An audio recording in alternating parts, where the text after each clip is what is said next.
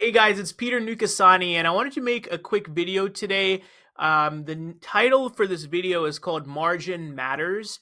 And so there's this saying or whatever you want to call it that I heard a long time ago, and I think it was on Shark Tank. And the guy or whoever, the shark, says that the only two ways to make more money in your business is number one is to increase your sales, or number two is to reduce your expenses.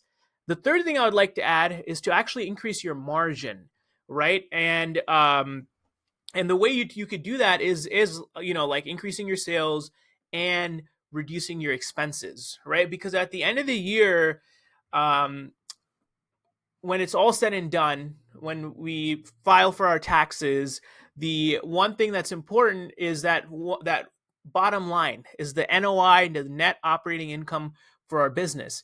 And I think the one thing that definitely affects that is our margin, right? How we price our deals and how aggressively we are when we're negotiating and we're trying to buy the deal, right? And I think most of the money is actually made on the buy side. When you lock up a good land deal for a good price, the profit is baked in, right? So I think focusing on having good margin is really important.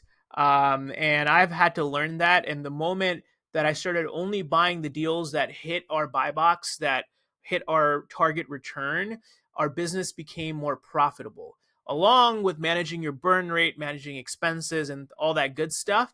But it starts with buying good deals that hit your buy box and focusing on that, right? Because after a while, we get cloudy vision. But if we can have a super clear buy box on deals that hit our margin or margin requirements or goals or whatever you want to call it, but margin really does matter because that is the foundational block of eventually at the end of the year when you file your tax returns, is it affects the bottom line.